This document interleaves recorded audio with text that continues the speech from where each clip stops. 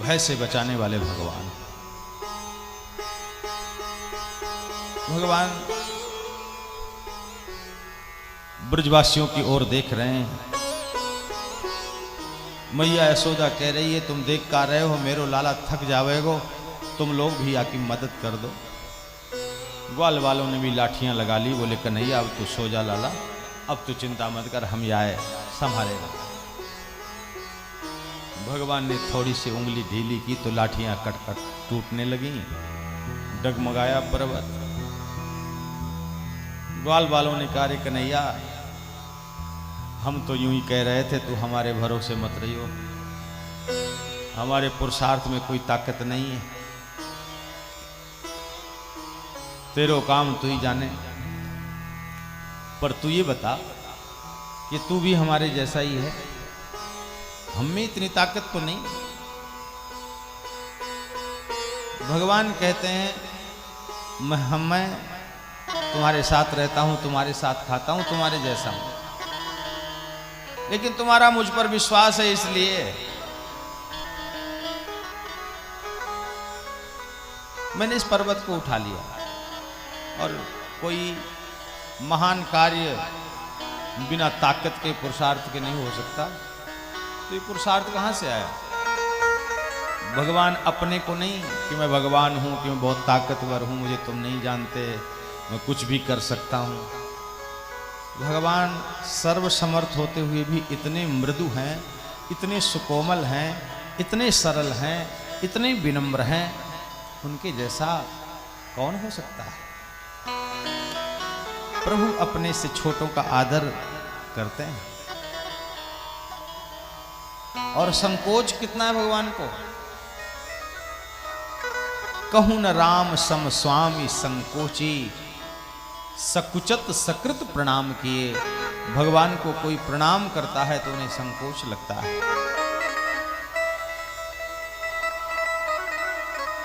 भगवान कहते हैं कि ये ताकत आप लोगों ने ही तो दी है, माखन खूब खिलाया है तो मेरे में ताकत आ गई, ये तो मैंने गिराज उठा लिया।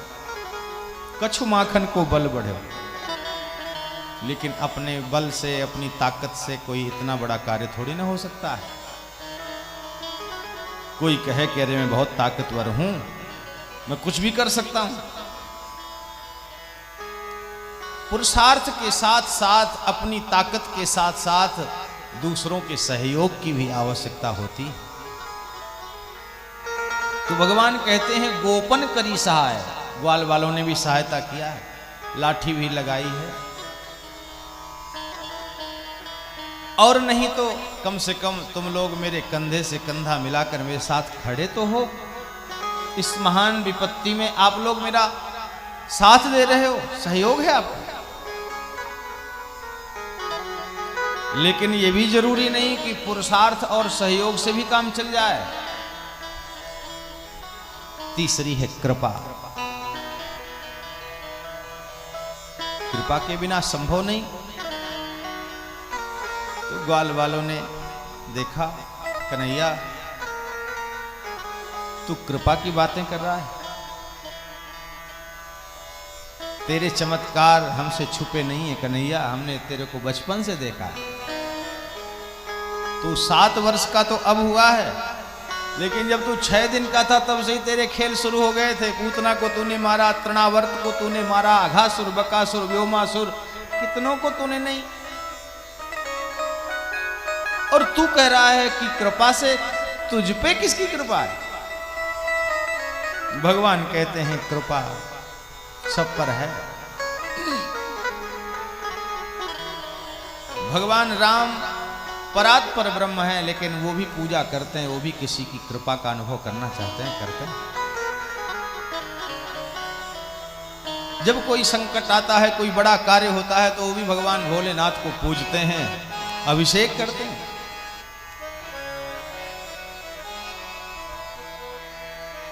भगवान शिव विश्वास है, पूजने के लिए, मानने के लिए, बस मान लेना।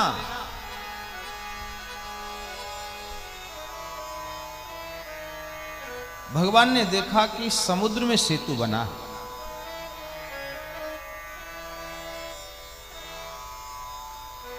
और कैसे बना है? समुद्र में पुल बनाने के लिए पत्थर पर राम लिखा गया है।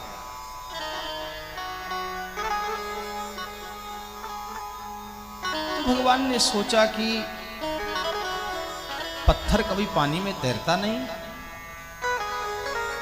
ये राम लिखते हैं और पानी में पत्थर तैर रहा है, मैं भी तो देखूं। भगवान एक किनारे में गए और राम लिख करके पत्थर को पानी में छोड़ा तो डूब गया। पीछे मुड़ के देखा, किसी ने देखा तो नहीं, तो पीछे देखा कि हनुमान जी खड़े हैं।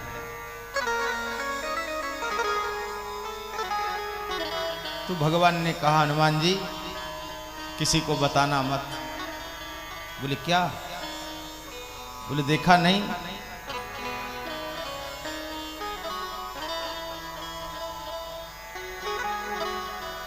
पत्थर पर राम लिख लिख करके बंदर भालू समुद्र पर छोड़ रहे हैं और पत्थर तैर रहा है, उस पर चढ़ चढ़ के लोग निकल रहे हैं, पुल तैयारी की स्थिति में है। मैंने सोचा मैं भी चेक करूं, जब मैंने राम लिखा और छोड़ा तो डूब गया।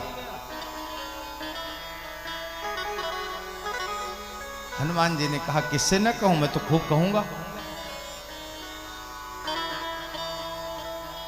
तुम्हारे में जो सामर्थ्य नहीं वो तुम्हारे नाम में है। बोले वो तो ठीक है, लेकिन जब मैं खुद लिख करके ये प्रयोग किया, असफलता मिली। हनुमान जी ने कहा, कोई असफलता नहीं मिली प्रभु, मैं समझाता हूं। हनुमान जी ने कहा कि प्रभु आपने राम तो लिख दिया है, लेकिन ये तो सोचो कि राम लिखकर उस पत्थर को पानी में कौन छोड़ रहा है? अरे प्रभु, जिसको आपने अपने हाथों में थाम लिया है और अपने हाथों से आप जिसको छोड़ दोगे वो तो डूबेगा ही, वो कैसे तैर सकता है? प्रभु आप जिसको पकड़े रहोगे, संभाले रहोगे, वही बचेगा। भगवान ने समझ लिया। भगवान सोच रहे हैं कि निश्चित ही इन बंदर भालुओं ने राम लिख करके समुद्र में शिलाखंड छोड़ा है। इसका कारण केवल और केवल ये है, इन सब का मेरे नाम के प्रति बड़ा भारी विश्वास है। विश्वास है और विश्वास है तो मैं यहाँ विश्वास की ही स्थापना करूंगा। विश्वास कौन है? शिव है।